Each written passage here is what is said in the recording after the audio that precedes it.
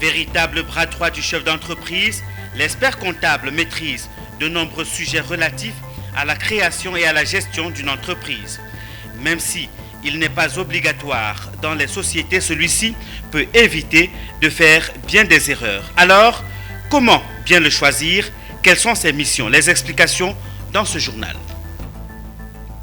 Lutte contre le changement climatique, l'Institut mondial pour la croissance verte, GGGI, réaffirme son engagement aux côtés du gouvernement de Côte d'Ivoire, nous dira Zénab Dosso.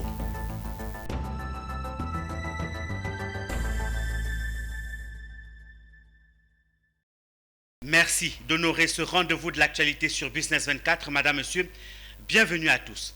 Débutons cette information par cette cérémonie de récompense. 20 jeunes Africains ont été primés au concours Africasoft lors d'une cérémonie qui a eu lieu à Abidjan. Ce concours visait à mettre en avant les pépites de l'innovation technologique en Afrique. Plus d'explications avec Mireille Abalé. Ils étaient venus nombreux à l'hôtel Belle-Côte pour assister à la cérémonie de récompense du concours MITAF organisé par l'entreprise Africasoft. Ce concours avait pour objectif de mettre en lumière les talents et les pépites de l'écosystème de l'informatique. Cette initiative de M. Joël Agbatou, CEO de Africasoft, est une belle lucarne offerte aux jeunes. Aujourd'hui, il y a des talents cachés. Il y a des talents cachés. On a besoin de faire sortir ces talents-là parce que la moisson est grande. Et il y a un besoin important dans le monde du travail des ingénieurs assez qualifiés, voilà, hautement qualifiés en informatique. Donc il faut déceler ces personnes-là. À cette grande messe de l'informatique et de l'innovation en Côte d'Ivoire, 20 jeunes ont obtenu des CDI pour leur participation à ce concours, mais également d'importantes récompenses comme des financements pour le développement de leurs innovations. Les participants se sont réjouis de cette initiative. En témoigne Juste Mbokovo, lauréat de cette année. Avec son groupe, ils ont mis au point une application de traçage.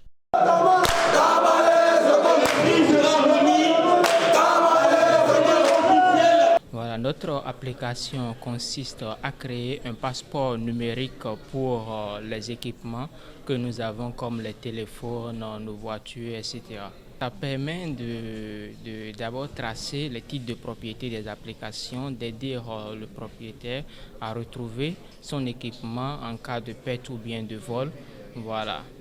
Et aussi, à travers l'application, on peut collaborer avec la police, les agents de sécurité. Les initiatives de développement numérique sont les bienvenues en Afrique, en ce sens qu'elles participent à l'amélioration du mode de vie des populations africaines. Africasoft est une entreprise spécialisée dans le développement numérique, la robotique et le consulting. Poursuivons avec l'actualité. Un meet-up a réuni des experts comptables, des banquiers et des PME le 23 mars à la Chambre de commerce et d'industrie au Plateau à Abidjan. C'était le lieu pour les experts comptables de démontrer aux PME la plus-value qu'elles gagneraient si elles avaient recours à eux pour booster leur entreprise. Voyons tout cela avec Tima Traoré et Philippe Zabo dans ce reportage. Le meet-up organisé par le cabinet comptable EBU Fiduciaire a été le moment pour le cabinet de définir le vrai rôle d'un expert comptable. Celui-ci est un professionnel de la comptabilité dont le rôle va plus loin que l'établissement des comptes de l'entreprise. C'est un partenaire du dirigeant qui fournit des conseils en matière juridique, fiscale, sociale et comptable. Donc, un atout pour les PME. Parce qu'un expert comptable, c'est celui qui peut aider l'entreprise lors de sa création.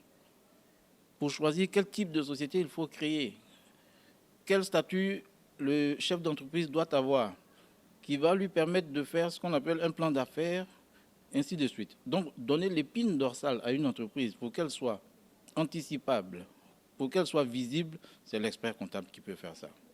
Et donc, l'expert comptable, parce que c'est un professionnel pluridisciplinaire, il va lui mettre à disposition l'essentiel de ce qu'il faut pour qu'elle soit structurée.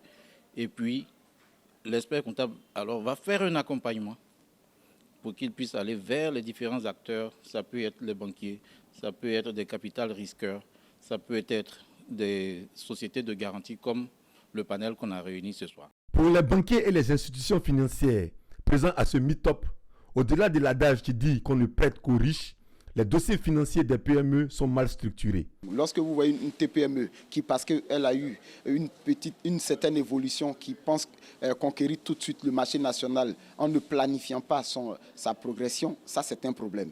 Lorsque vous prenez une TPME à qui on prête de l'argent et qui l'utilise à d'autres fins, c'est encore un autre problème. Il y a plein de problèmes comme ça. EBU Fiduciaire est un cabinet de droit ivoirien créé en 2004.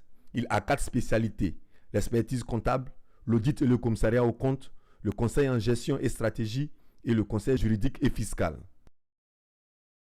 Un mot du changement climatique. La Côte d'Ivoire a réaffirmé le 7 juillet 2020 l'accord d'établissement du GGGI, l'Institut mondial pour la croissance verte, et a signé son cadre de coopération le 8 février 2022.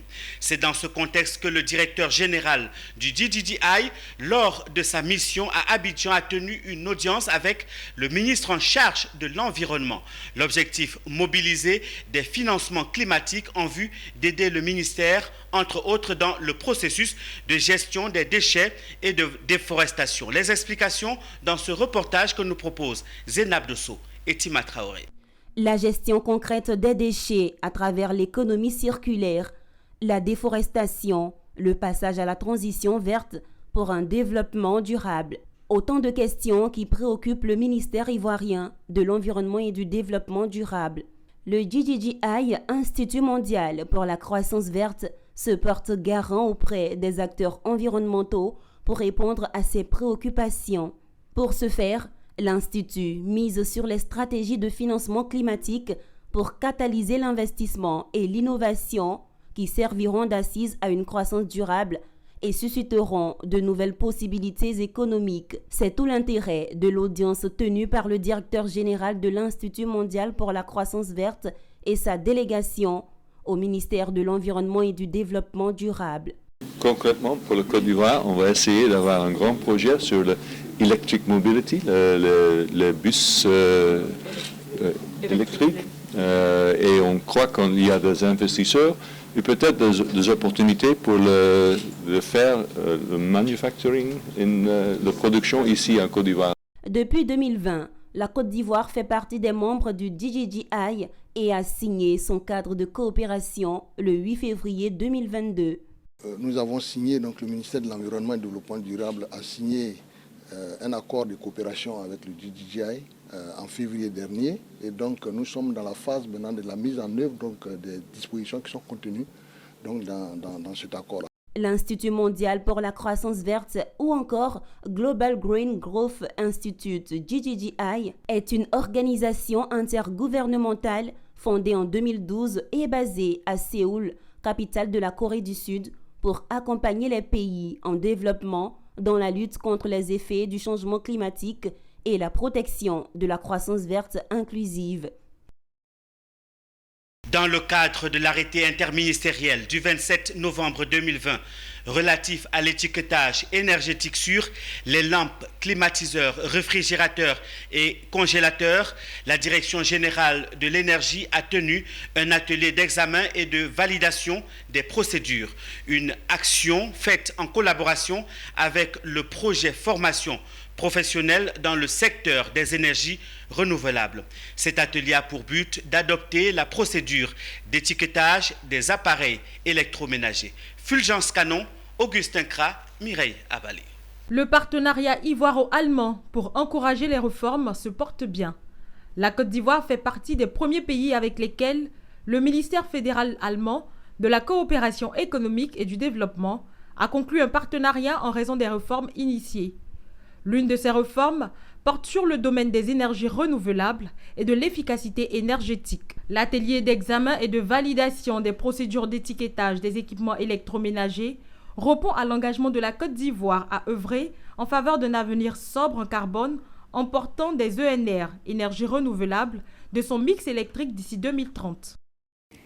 Il faut dire que cet atelier s'inscrit dans le cadre du processus d'application de l'arrêté interministériel numéro 140 et qui vise à mettre en place un dispositif d'étiquetage énergétique portant sur un certain nombre d'appareils électroménagers, notamment les lampes, les climatiseurs, réfrigérateurs et congélateurs. Ce sont les appareils qu'on va dire usuels qu'on trouve à peu près dans les ménages et qui constituent vraiment le principal moteur de la consommation énergétique de nos ménages. L'adoption de cette procédure d'étiquetage et son exécution contribuera à la protection de l'environnement. Elle permettra de renseigner les consommateurs sur l'efficacité de ces produits afin de faire le bon choix. Notons que cette procédure s'inscrit dans le cadre de l'arrêté relatif à l'étiquetage énergétique qui vise le contrôle de la performance énergétique des équipements électroménagers comme les lampes électriques, les climatiseurs, les réfrigérateurs et les congélateurs.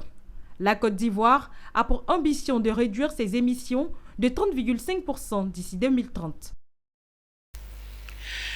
Les prix Ebony organisés par l'Union nationale des journalistes de Côte d'Ivoire, UNJCI, chaque année, sont décernés aux meilleurs journalistes ivoiriens dans les productions d'enquêtes, de reportages et d'interviews.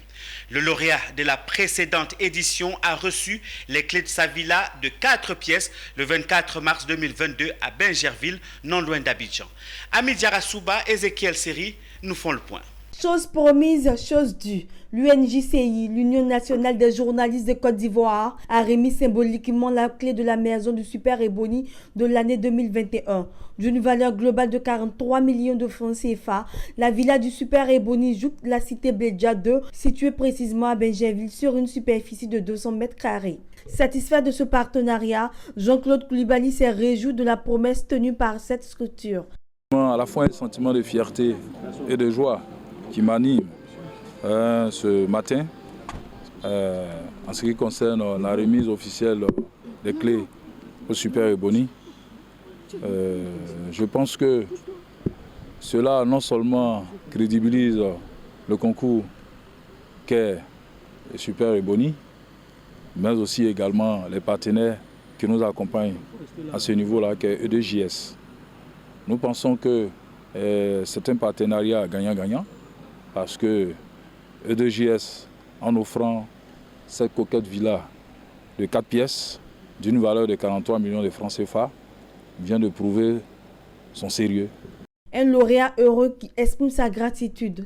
C'est un sentiment de soulagement et de satisfaction et de grande joie, car avoir une maison, c'est quelque chose d'important qui permet aux travailleurs, qui permet à l'homme d'être stable, d'être tranquille et de donner le meilleur de lui-même. Il faut rappeler que les prix Ebony organisés par l'Union nationale des journalistes de Côte d'Ivoire, UNJCI, chaque année sont décernés aux meilleurs journalistes ivoiriens dans les productions d'enquêtes, de reportages et d'interviews. On ne cessera jamais de parler des droits de la femme, même après le 8 mars. Après la solennité du 8 mars, fêtée par toutes les Ivoiriennes, les femmes d'Adjamé remettent le couvert, cette fois avec pour objectif de rendre la commune propre. Elles ont donc décidé de faire la toilette de leur commune en commençant par le boulevard Nangui à Brougua. Nos reporters Philippe Zabo et Ismaël Doza étaient présents. Reportage. Les femmes de la commune d'Adjamé, avec à leur tête la première adjointe au maire, ont décidé de fêter autrement la journée internationale des droits de la femme, en rendant tout simplement leur espace de vie propre. Aujourd'hui, nous sommes réunis ici, vraiment pour donner l'exemple à tout Adjamé, en commençant par le boulevard Nangui à Brougua, parce que la propriété d'Adjamé nous tient vraiment à cœur. Donc nous voulons donner l'exemple d'abord aux commerçants qui bordent le boulevard Nangui à Brougua. À la suite, nous allons descendre dans les quartiers pour la sensibilisation et responsabiliser les gens vraiment pour la propriété, parce que cela nous tient à cœur. L'initiative Rendre Adjamé propre a été précédée de périodes de sensibilisation et a vu la participation des couches socio-professionnelles de la commune. Parce que sans la propriété, nous ne pouvons rien faire. On dit que la route précède le développement, mais ici, la propreté précède le développement. Donc, il faut qu'on soit propre.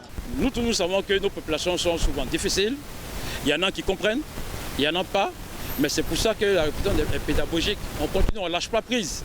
Mais c'est à force de persévérer qu'on arrive à avoir des résultats. Il faut la sensibilisation des populations. Il faut leur montrer que les gestes que nous avions dans le temps sont des gestes à proscrire. Mais en plus, il faut leur montrer les nouveaux gestes à adopter pour que les choses se fassent de façon saine et propre. Après le boulevard Nandu à Bourgois, les femmes d'Adjamé comptent s'attaquer aux 20 quartiers de la commune.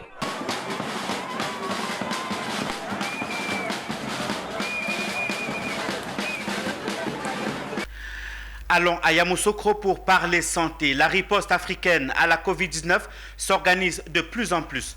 Yamoussoukro, la capitale politique de la Côte d'Ivoire, a servi de cadre à une rencontre des chercheurs et professionnels de la santé de l'Afrique de l'Ouest. Cette rencontre scientifique s'inscrit dans le cadre de la 5e conférence du Consortium ouest-africain pour la recherche clinique sur les pathologies épidémiques en partenariat avec l'Organisation mondiale de la santé, l'OMS. Charles Kwaku, Marie-Christelle Zougueyi nous font le point. Après la conférence du Libéria, de la Sierra Leone, de la Guinée et du Mali en 2018, la communauté scientifique et toutes les parties prenantes de santé en Afrique de l'Ouest se retrouvent en Côte d'Ivoire pour tenter de trouver des solutions de riposte à la Covid-19. Ils sont dans la capitale politique ivoirienne pour réaliser un bond qualitatif vers un système de santé performant ayant un dispositif adéquat pour lutter de manière efficace contre la Covid-19 afin de limiter sa propagation. Cette rencontre relance la dynamique de la collaboration sous-régionale Sud-Sud et Nord-Sud en matière de recherche clinique dans un contexte particulier de crise sanitaire mondiale. Au cours de cette rencontre, 120 communications scientifiques ont été faites. Elles étaient reparties à travers 5 plénières, 2 panels, une table ronde, autour des différents sous-thèmes tels que la recherche clinique, l'engagement communautaire, le renforcement des capacités en laboratoire ou encore la mobilisation des ressources. Une rencontre qui a eu le soutien et l'appui financier de l'Organisation mondiale de la santé. La directrice régionale de l'OMS et tous les experts de l'OMS ont édicté 10 recommandations. Donc dans le cadre de la réponse à la Covid-19 pour 2022 et au-delà. Et parmi ces 10 recommandations, la 9e précise justement qu'il faut renforcer la recherche opérationnelle. Une rencontre bien appréciée par le ministère de la Santé, de l'Hygiène publique et de la couverture maladie universelle. Notre pays soutient et apprécie l'initiative de ce consortium et attend donner un caractère fort à toutes les activités de partage d'expérience. La 5e conférence du Consortium ouest-africain pour la recherche clinique sur les pathogènes épidémiques prendra fin ce samedi. Plusieurs recommandations sont attendues. C'est avec cette information que nous refermons ce journal proposé par l'ensemble de la rédaction. Madame, Monsieur, merci de l'avoir suivi. Passez un très excellent moment en compagnie de nos programmes. Au revoir et à très bientôt sur Business 24.